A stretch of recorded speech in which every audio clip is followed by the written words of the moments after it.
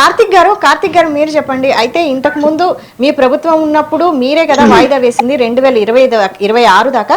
మరి ఇప్పుడు ఎందుకు అడ్డుపడతారా అని అంటున్నారు, మీరేమంటారు? 2026 దాకా వాయిదా వేసింది మేము వేసినామా?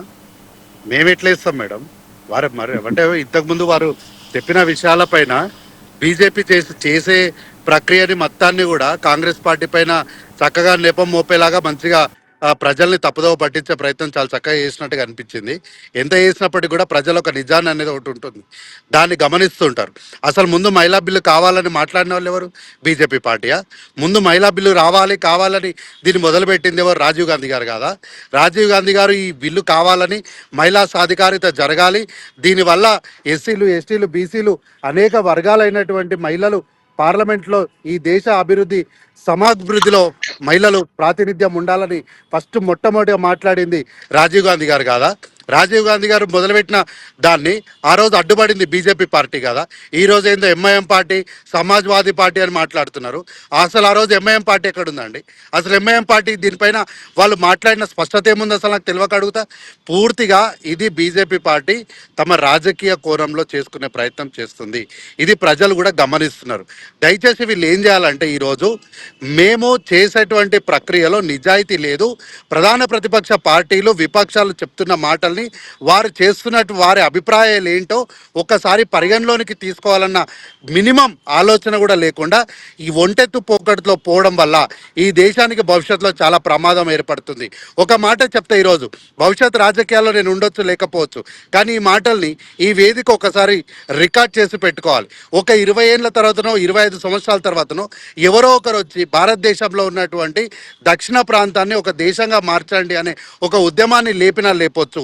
దానికి కారణమయ్యేది ఈరోజు కేవలం 2029లో అధికారంలోకి రావాలన్న మీ యొక్క కుసంస్కారం యొక్క ఆలోచన వల్ల ఇట్లాంటి ఆలోచనలు, ఇట్లాంటి ఉద్యమాలు వచ్చినా కూడా పెద్దగా ఆశ్చర్యం లేదు. అయితే ఏందో రాహుల్ గాంధీ గారు కాంగ్రెస్ పార్టీ అడ్డం పడింది దీనికి, సోనియా గాంధీ గారు దీనికి ఏదో చేయలేదని వీరు మాట్లాడుతున్నారు. అయ్యా, మీ వేదిక నుంచి ఒక విషయం గుర్తు చేస్తా. జూలై 16, 2018 ఆ రోజు కాంగ్రెస్ పార్టీ అధ్యక్షులుగా రాహుల్ గాంధీ గారు ఉన్నారు. పార్లమెంట్లో వాళ్ళ మెంబర్ కూడా అమేఠీ నుంచి, కేరళ నుంచి. ఆ రోజు వాళ్ళు చెప్పారు ఏమని? మహిళా బిల్లును ప్రవేశపెట్టండి, కాంగ్రెస్ పార్టీ పూర్తిగా మద్దతు ఇస్తుంది, మహిళలకి 2023-24 ఎన్నికల నుంచే వాళ్లకు మహిళా రిజర్వేషన్ బిల్లు తీసుకొని వచ్చి 33%తో అమలు చేద్దామంటే ఆ రోజు పారిపోయింది ఎవరు? బీజేపీ పార్టీ కాదా? సరే, 2023లో మీరు 2000 తర్వాత తీర్మానం చేసి 2023 ఇంప్లిమెంట్ చేయడానికి మీకు వచ్చిన ఇబ్బంది ఏముంది? 2023 కన్నా చట్టం చేసి 2029 తర్వాత దాన్ని ఇంప్లిమెంటేషన్ చేస్తామని అంటే 5 ఏళ్ళు దీన్ని ఎందుకు నాంచాలని ఎందుకు అనుకున్నారు మీరు? దాని ఉద్దేశం ఏముంది? ఎవరికి అబద్ధాలు చెప్తున్నారు మీరు? జనాభా లెక్కలు అని అంటున్నారు. జనాభా లెక్కలు ఎప్పుడు చేయాలి మీరు? లెక్క ప్రకారము 2020లో చేయాల్సిన జనాభా లెక్కల్ని 2026 వరకు కూడా మీరు చేయకుండా ఉండి ఈ రోజు వచ్చి జనాభా లెక్కలు చేయాలి అని అంటున్నారు. అయితే మహిళలకు 33% రిజర్వేషన్ ఇవ్వాలంటే తప్పనిసరిగా సీట్లు పెంచాలని ఓ కొత్త వాదన మాట్లాడుతున్నారు. నాకు నిజంగా ఆశ్చర్యం అనిపించింది. ఎందుకు మహిళలకు సీట్లు ఇవ్వాలంటే సీట్లు పెంచాలని ఎక్కడనుందా? ఉన్న 543లోనే మీరు మహిళలకు 33% రిజర్వేషన్ ఇవ్వడాన్ని ఎవరు ఆపినారు? కాంగ్రెస్ పార్టీ ఆపిందా? కాబట్టి ఏంటి అంటే, బీజేపీ పార్టీ ఈరోజు మాట్లాడుకుంటూ, అన్నగారు మాట్లాడుకుంటూ మీరే క్రెడిట్ తీసుకోండి, ఫ్లెక్సీలు వేసుకోండి, ప్రచారం చేసుకోండి అని అంటుంది.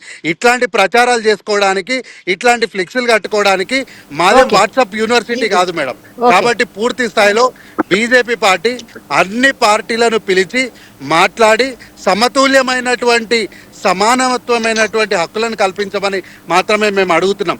ఈరోజు వీళ్ళు జిహెచ్ఎంసీలో ఏదైతే వాదన వినిపిస్తున్నారో గదే వాదన మేము పార్లమెంట్లో చేయమంటున్నాం. కాంగ్రెస్ పార్టీ కొత్తగా ఏదో చేయండి, రాకెట్ సైన్స్ ఏం చెప్తలేదు. Very simple. మీరు హైదరాబాద్ జిహెచ్ఎంసీ పరిధిలో ఏ వాదనతో అయితే ముందుకు వస్తున్నారో గదే వాదనని మీరు పార్లమెంట్లో చేసి చూపించండి. అంటే ఇక్కడ మాట్లాడే వాళ్ళు అక్కడ ఇంప్లిమెంట్ చేయడానికి వాళ్ళకు ఉన్నటువంటి ఇబ్బంది ఏందో నాకు అర్థం కాలేదు. కాబట్టి ఏంటంటే బీజేపీ పార్టీ పూర్తిగా ముమ్మాటిగా తాము చెయ్యలేక కొండ నాలుకకు మందేస్తే ఉన్న నాలుక ఊడింది అన్నట్లుగా వాళ్ళు పనిచేస్తూ ఆ నెపాన్ని ప్రతిపక్షాల మీద మోపడానికి ప్రయత్నం చేస్తున్నారు. ఇది పూర్తిగా ప్రజాస్వామ్యానికి గొడ్డలి పెట్టలాంటిది. కాబట్టి వాళ్ళ వైఖరిని ఇప్పటికైనా మార్చుకోవాలని విజ్ఞప్తి చేస్తున్నాం.